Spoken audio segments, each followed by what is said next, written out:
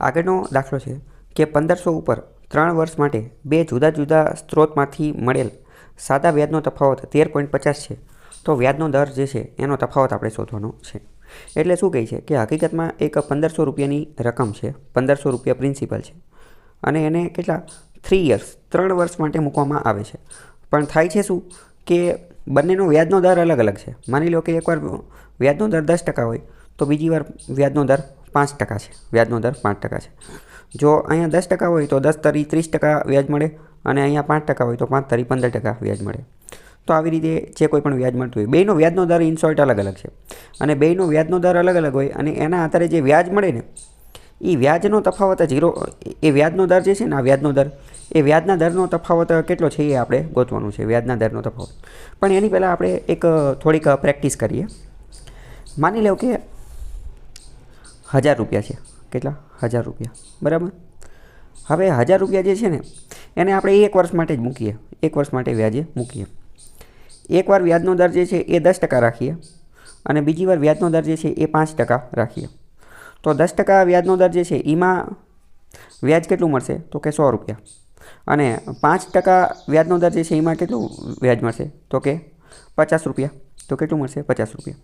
તો એ બંનેના વ્યાજનો તફાવત જોઈએ તો કેટલો થાય? તો કે બંનેના વ્યાજનો તફાવત 100 - 50 એટલે કેટલો થાય? 50 રૂપિયા. કેટલો થાય? 50 રૂપિયા. અને વ્યાજનો દર ટકાવારીમાં જોઈએ તો કેટલો થાય? તો કે 10 અને 5 એ બેની બાદબાકી કેટલી થાય? 5%. કેટલો? ટકાવારીમાં જોઈએ તો કેટલો થાય? 5%. તો ઇન શોર્ટ એવું કહી શકાય કે આ જે રકમ જે છે, રકમ એના વ્યાજના દરનો તફાવત ટકામાં કેટલો થયો? તો કે 5%. અને વ્યાજની રકમ, ઇન્ટરેસ્ટ અમાઉન્ટ, વ્યાજની રકમ એનો તફાવત કેટલો થયો? 50 રૂપિયા થયો. એવું કહી શકાય? તો કે હા, યસ, કહી શકાય. પણ હવે તમે ધ્યાનપૂર્વક જુઓ ને તો 5% જે તફાવત આવ્યો ને, 5% તફાવત, 1000ના ડાયરેક્ટ 5% કાઢો તો કે 1000ના ડાયરેક્ટ 5% કાઢીએ તો કેટલા થાય? તો કે 50 થાય. તો અહીંયા એ જ આવે છે ને, અહીંયા એ જ આવે છે. એટલે ઇન શોર્ટ હું તમને સમજાવવા એ માગું છું કે બંનેનો જે તફાવત જે આવતો હોય ને, તફાવતની ટકાવારી જે આવતી હોય ને, તફાવતની ટકાવારી જે આવતી હોય એ ડાયરેક્ટ કુલ રકમ, પ્રિન્સિપલ અમાઉન્ટ, મુદ્દલની એટલી જ ટકાવારી કાઢો ને તો એ બંનેનો તફાવત જ આવે. ફરીથી સમજો. માની લો કે 1000 રૂપિયા છે, 1000 રૂપિયા, એને કોઈ રકમે વ્યાજે આપ્યા, બરાબર. માની લો કે 20% આપ્યા અને કોઈ આ બાજુ 1000 રૂપિયાને તે બીજા માની લો કે 30% આપ્યા, બરાબર. તો હવે આ બેનો જે તફાવત જે છે ને, આ બેનો તફાવત 20% અને 30%, તો અહીંયા કોઈ વ્યાજ મળતું હશે અને અહીંયા કોઈ વ્યાજ મળતું હશે. અહીંયા કોઈ રૂપિયામાં, રકમમાં વ્યાજ મળતું હશે. તો આ રકમ અને આ રકમ એનો જે તફાવત હશે ને એ કેટલો હશે? તો કે આ 20% અને 30%નો તફાવત કેટલો થાય? તો કે 10% થાય. તો એ ડાયરેક્ટ આના 10% જેટલો જ હશે. આ 1000ના 10% કાઢી નાખવાના. 1000ના 10% કેટલા થાય? 100 રૂપિયા. તો આ બંનેના વ્યાજનો તફાવત જે છે એ 100 રૂપિયા જ હશે. કેમ કે હું ન માનું તો આપણે ચાલો જોઈ લઈએ કે આ 20%, 1000ના 20% કેટલા થાય? તો કે 200 રૂપિયા. 1000ના 30% કેટલા થાય? તો કે 300 રૂપિયા. બેનો તફાવત કેટલો થાય? 200 - 300. તો આવી ગયો ને, 100 રૂપિયા આવી ગયો. કોઈ પણ રકમ તમે લઈ લો, જ્યારે એનો ટકાવારીની અંદર એ ફરી જાય, ટકાવારીની અંદર ડિફરન્સ લઈએ તો એવું થઈ શકે. આવું શા માટે થાય છે? તો આવું એટલા માટે થાય છે, આનું સિક્રેટ, આનું જાદુ આપણે ટકાવારીની અંદર સમજી ચૂક્યા છીએ કે ટકાવારી એક બહુ મોટી ગેમ, બહુ મોટો ખેલ છે. જો તમને એ રમતા આવડી ગયું તો કામ થઈ જાય. તો એ આપણે ટકાવારીમાં એના વિશે ડિટેલમાં સમજી ગયા છીએ કે ટકાવારી જે છે એ એવી રીતે જ વર્ક કરે છે. ચલો હજી એકાદો બીજો દાખલો જે છે એ લઈ લઈએ. માની લો કે 100 રૂપિયા છે, બરાબર. 100 રૂપિયા. આપણે થોડોક આંકડો આ વખતે અલગ રાખીએ. માની લો કે એક 10% વ્યાજે આપવામાં આવે છે અને એક 13% વ્યાજે આપવામાં આવે છે. 13% વ્યાજે આપવામાં આવે છે, બરાબર. તો હવે 100ને 10% વ્યાજે જે રકમ મળતી હશે, બરાબર, તો અહીંયા કોઈ રકમ મળતી હશે અને અહીંયા કોઈ રકમ જે છે એ વ્યાજે મળતી હશે. એ જે કોઈ પણ મળતી હોય તો ટકાવારીમાં એનો ડિફરન્સ કેટલો હશે? તો કે ટકાવારીમાં એનો ડિફરન્સ જે છે ને એ 10 અને 13નો જે ડિફરન્સ હોય ને એટલો જ હોય. 10 અને 13નો ડિફરન્સ કેટલો હોય? તો કે 3%. તો અહીંયા જે છે એ 3% જ બંનેનો ડિફરન્સ હશે. આના 100ના ડાયરેક્ટ 3% કાઢી લો તો પણ ચાલે. તો 100ના 3% કેટલા થાય? 3 રૂપિયા. તો હકીકતમાં આ રકમ અને આ રકમ બંનેનો ડિફરન્સ 3 રૂપિયા હશે. કેમ કે હું ન માનું તો ચલો જોઈ લઈએ. 100ના 10% કેટલા થાય? તો કે 10 રૂપિયા. અને 100ના 13% કેટલા થાય? 13 રૂપિયા. તો 10 અને 13 એનો ડિફરન્સ કેટલો થાય? 3. તો આ 3 રૂપિયા અને 3%. આવી ગયો બંનેનો જવાબ જે છે આવી ગયો. તો એ રીતે આપણે ડાયરેક્ટ દાખલો જે છે ગણી શકીએ છીએ. તો બસ સેમ અહીંયા પણ એ જ વસ્તુ કરવાની છે કે 1500 રૂપિયા છે, 1500 રૂપિયા છે અને એને 3 વર્ષ માટે મૂકેલા છે, 3 વર્ષ માટે મૂકેલા છે અને સાદા વ્યાજનો તફાવત 13.50 રૂપિયા છે. સાદા વ્યાજનો તફાવત કેટલો છે? 13.50 રૂપિયા, 13.50 રૂપિયા. રૂપિયામાં 13.50 આપેલો છે, બરાબર. અને વ્યાજના દરનો તફાવત ગોતવાનો છે. તો વ્યાજના દરનો તફાવત અહીંયા પણ વ્યાજનો દર અલગ હશે અને અહીંયા પણ વ્યાજનો દર અલગ હશે. તો આપણે વ્યાજના દરનો તફાવત જે છે ને એ ગોતવાનું છે. તો હવે આમાં સારામાં સારું શું રહે? Option technique. કેમ? કારણ કે વ્યાજનો દર શું હશે? કાં તો 3 હશે, કાં તો 30 હશે, કાં તો 0.3 ને કાં 0.003. આ ચારમાંથી જે હશે એમાંથી જ કોઈ અલગ અલગ હશે નહીં. તો આપણે માની લઈએ કે વ્યાજનો દર જે છે એ કેટલો છે? તો કે 3% છે, 3%. તો જો 3% હોય અને અહીંયા વાત કરેલી છે 3 વર્ષની, 3 વર્ષની, તો 3% હોય અને 3 વર્ષનું હોય તો ટોટલ કેટલા થાય? 9% થઈ જાય. તો ડાયરેક્ટ 1500ના 9% કાઢો. તો ડાયરેક્ટ 1500ના 9% કાઢીએ, 1500ના 9%, બરાબર. તો 1500 ગુણ્યા 9 અને ટકા માટે છેદમાં 100, બરાબર. આ 0 0 ઉડી ગયા. 15 નવા 135. તો અહીંયા ડિફરન્સ કેટલો આવે છે? 135 રૂપિયાનો, 135 રૂપિયાનો. ન ચાલે. 135નો ડિફરન્સ ક્યાં છે? અહીંયા તો 13.5નો ડિફરન્સ છે, 13.5નો ડિફરન્સ છે. તો મતલબ કે આપણે કેટલો 30% લીધો હતો ને, સોરી 3% લીધો હતો. તો કે 3% તો નથી, 3% તો જવાબ છે નહીં. પણ હા, અહીંયા જે છે એ 13.5 જવાબ છે. જો અહીંયા 13.50 જવાબ છે. તો 3 કરતાં ઓછું અને 3 કરતાં કેટલું ઓછું? તો કે એક 0વાળું ઓછું, એટલે જવાબ શું આવશે? 0.3% આવશે, 0.3%. અથવા કાંઈ ખબર ન પડે તો બધી રકમ જે છે ચેક કરી લેવાની. આપણે ડાયરેક્ટ સાચો જવાબ ચેક કરીને હું તમને બતાવી દઉં. 0.3% છે, બરાબર. કે વ્યાજનો તફાવત કેટલો છે? 0.3%. અને કુલ કેટલા વર્ષની વાત છે? તો કે 3 વર્ષ માટે. તો 3 વર્ષ માટે કેટલો થાય? તો કે 0.3% ગુણ્યા 3. તો કેટલા થાય? 3 તરી 9 અને એક અંક પછી પોઈન્ટ છે, તો અહીંયા એક પોઈન્ટ પછી તો શું આવશે? ટોટલ 0.9% આપણે કાઢવા પડે. ચલો, તો આપણે ડાયરેક્ટ 1500ના 0.9% કાઢીએ. તો 1500 નાની બદલે ગુણાકાર 0.9 અને છેદમાં ટકા કાઢવા માટે છેદમાં 100, બરાબર. તો આ બે 0 જતા રહ્યા અને આ પોઈન્ટ જે છે તો એ પોઈન્ટને કાઢવા માટે અહીંયા એકાદો બીજો 0 મૂકી દઈએ. બીજો 0 એટલે 10 મૂકી દઈએ, બરાબર. 10 મૂકી દઈએ. તો 15 નવા કેટલા થાય? તો 15 નવા 135 થાય અને છેદમાં 10. હવે જો તમે ધ્યાનપૂર્વક જુઓ, અહીંયા મેં 5 દુ 10 ને 5 તારી 15 એવું ન ઉડાડ્યું. કેમ? કારણ કે અહીંયા ઉડાડે તો વળી લોચા પડે. એનાથી બેટર છેદમાં 10 છે તો ડાયરેક્ટ જ તે પોઈન્ટ લાગી જાય ને. તો 135ના છેદમાં 10 તો 13.5 આવી ગયો જવાબ. તો અહીંયા પણ 13.5, 13.50 જ જવાબ આવે છે. ચલો, તો આવી રીતે આખો દાખલો ગણી શકાય. તો મોસ્ટ ઇમ્પોર્ટન્ટ તમે અહીંયા એક વસ્તુ, બીજી 2-3 વસ્તુ યાદ રાખો કે છેદમાં ગમે ત્યારે તમારો પાલો પડી જાય, 10, 100 એવાથી પાલો પડી જાય તો પછી એ છેદ નહીં ઉડાડવાનો. છેદમાં 10, 100 એવું આવી જાય તો પછી એ છેદ નહીં ઉડાડવાનો. કેમ? કારણ કે ડાયરેક્ટ પોઈન્ટ લાગી જશે, ડાયરેક્ટ જે છે એ પોઈન્ટ લાગી જશે. હવે માની લો કે અહીંયા 5 દુ 10 ને 5 તારી 15 કર્યું તો વળી ભાગાકાર કરવામાં પ્રોબ્લેમ થાય. એટલે છેદમાં 10 કે 100 એવું મળી જાય તો પછી છેદ ઉડાડવાની ઝંઝટમાં પડવાનું નહીં. પહેલી એક વસ્તુ આ શીખવાની હતી. બીજી એક વસ્તુ, તમને એવું લાગે કે આપણે તો જવાબ 13.5 આવ્યો અને અહીંયા તો 13.50 છે, એવું કેમ થયું? તો ચલો એ પણ સમજી લઈએ. તો પહેલાં સમજો, એક મેઇન વસ્તુ શું છે કે પોઈન્ટ પછી તમે ગમે એટલા 0 મૂકી શકો. પોઈન્ટ પછી ગમે એટલા 0 મૂકો તો એનો કોઈ મતલબ નથી. માની લો કે આ 100 રૂપિયાની રકમ છે, પણ હવે અહીંયા મેં પોઈન્ટ મૂકી દીધો તો પછી ગમે એટલા 0 મૂકો તો આની કિંમતમાં કોઈ ફેર પડવાનો નથી. એટલે કે પોઈન્ટ પછી ગમે એટલા 0 મૂકી શકાય. માની લો કે 100 પછી આ પોઈન્ટ મૂકી દીધો, પછી ગમે એટલા 0 મૂકી શકાય. પણ હા, એક બીજી વસ્તુ છે. માની લો કે આ 400 છે, આ પોઈન્ટ, પછી આ 0 0 અને આ 1 અને પછી 0 0 મૂકો તો પાછું ચેન્જ જે છે એ થઈ શકે, બરાબર. પણ ઇન શોર્ટ અત્યારે એટલું યાદ રાખો કે પોઈન્ટ પછી ગમે એટલા 0 મૂકી શકાય. એટલે ઘણી બધી વાર તમે એક વસ્તુ નોટ કરેલી હશે કે આપણે ચેકમાં કોઈ રકમ લખતા હોય ને, ચેક છે તો ચેકની અંદર માની લો કે 40,000 રકમ લખી, તો આ 40,000. તો પછી ઘણી બધી વાર એવો આગ્રહ રાખવામાં આવતો હોય કે પોઈન્ટ કરી દેવામાં આવે, પોઈન્ટ પછી 0 0 પોઈન્ટ કરી દેવામાં આવે. કેમ? પોઈન્ટ એટલા માટે કારણ કે કોઈ ભાઈ પાછળ નવો 0 એડ ન કરી દે એટલે.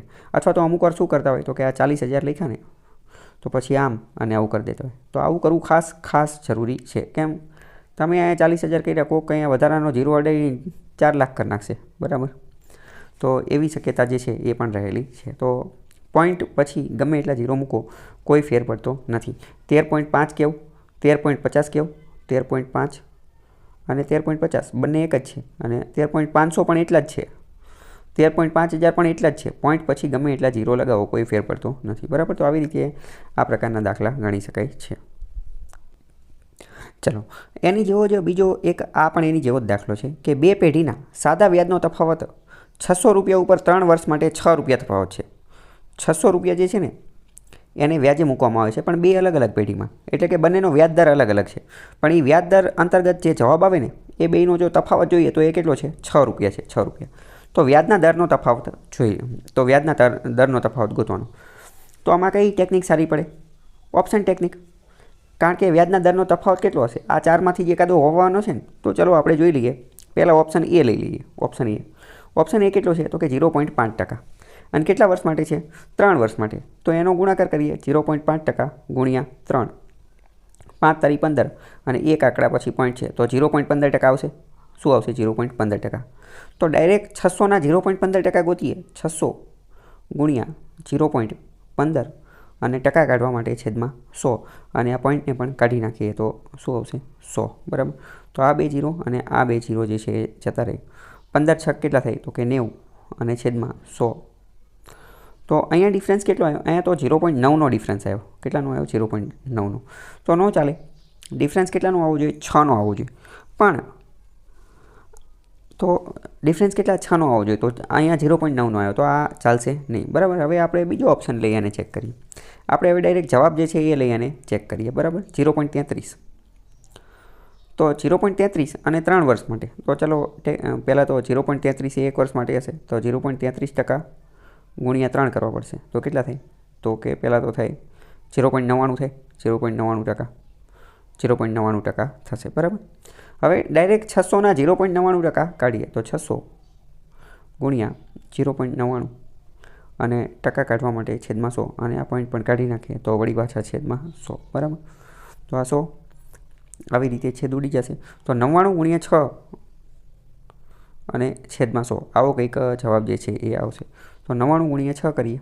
9 6 54, 5 9 6 54, 54 ને 4 58 અને 1 59, 594 અને અહીંયા શું છે? છેદમાં 100. તો કે અહીંયા 2 અંક પછી પોઈન્ટ, તો કે 5.94, 5.94, બરાબર. 5.94. તો હકીકતમાં જવાબ આ જ છે. અહીંયા 6 આપેલા છે, બરાબર, પણ રાઉન્ડ ફિગરમાં જવાબ, બરાબર. તો ઇન શોર્ટ રીત આ જ છે. જવાબ અહીંયા 6 આપેલો છે, હકીકતમાં 5.94 આપવો જોઈએ, પણ અહીંયા રાઉન્ડ ફિગરમાં 6 આપેલો છે. તો આ રીતે આ પ્રકારના દાખલા જે છે ગણવાના છે ડિફરન્સ ટેકનિકનો ઉપયોગ કરી. અને ઇન શોર્ટ તમારા મગજમાં શું યાદ રાખવાનું? મગજમાં તમારે એટલું યાદ રાખવાનું કે જ્યારે રકમ એક જ હોય, રકમ ચેન્જ ન થતી હોવી જોઈએ, રકમ એક જ હોય અને એને 2 અલગ અલગ વ્યાજના દરે આપવામાં આવે, એને 2 અલગ અલગ વ્યાજના દરે આપવામાં આવે વ્યાજે, તો એનો જે તફાવત હોય એનો તફાવત એ કેટલો હોય? તો વ્યાજની જે ટકાવારી હોય ને એની જેટલો જ હોય. વ્યાજની ટકાવારીનો ડિફરન્સ કેટલો છે? તો કે 10% અને 20%. કેટલો તફાવત છે? તો કે 10%. તો બસ ડાયરેક્ટ આને એટલા કાઢી નાખો, એ તમને જવાબ મળી જશે. પણ મોસ્ટ ઇમ્પોર્ટન્ટ રકમ એક હોવી જોઈએ. જેમ કે આપણે બહુ પહેલાં એક દાખલો ગણેલો હતો કે 7200નું 12% લેખે 3 વર્ષના અંતે મળતું વ્યાજ અને 5000નું 12% લેખે 3 વર્ષના અંતે મળતા વ્યાજનો તફાવત જે છે આપણે શોધો. તો આમાં એ ટેકનિક કામ કરશે નહીં. અને જો કે આમાં તે ક્યાંય ટકાવારી આપેલી પણ નથી, તો અથવા જો કે આપણે અહીંયા કરી શકીએ, બરાબર, પણ અહીંયા એ ટેકનિક નહીં કામ કરે, કારણ કે અહીંયા રકમ ચેન્જ થઈ જાય છે. એકવાર 7000 છે અને એકવાર 5000 છે, તો એ ટેકનિક કામ કરશે નહીં. તો આવા દાખલાની તમારે પ્રેક્ટિસ કરવાની છે. આવા દાખલા પણ પૂછાઈ શકે છે.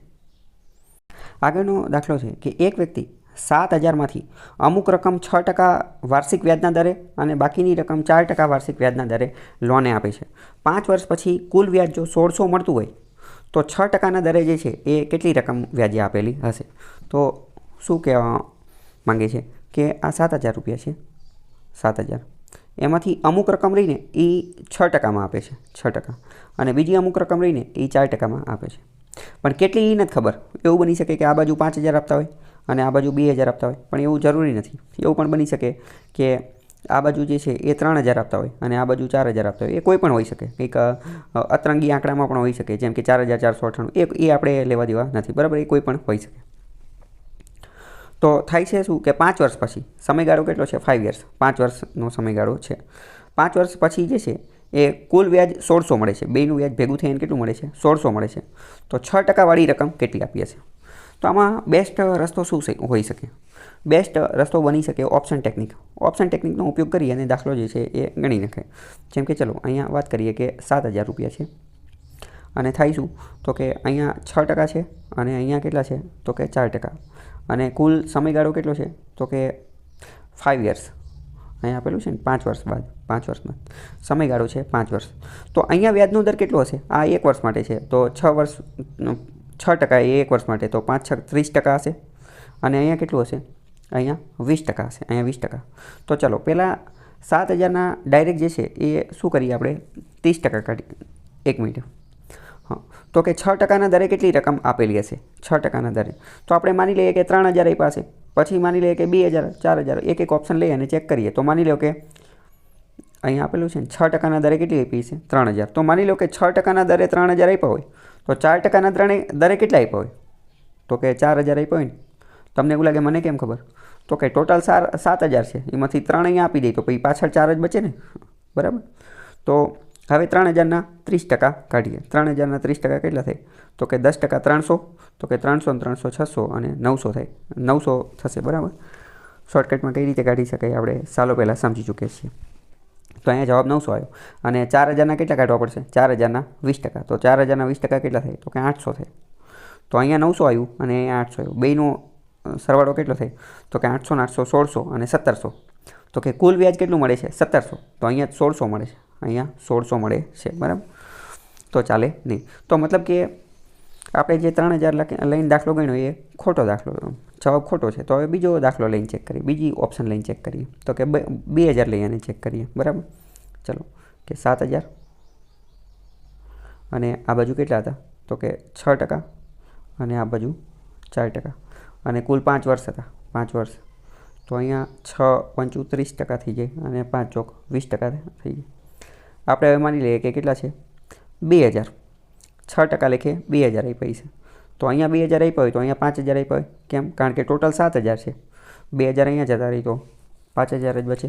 2,000ના 30% કાઢીએ તો કેટલા થાય? 200 400 600. અને 5,000ના 20% કાઢીએ તો કેટલા થાય? 1,000.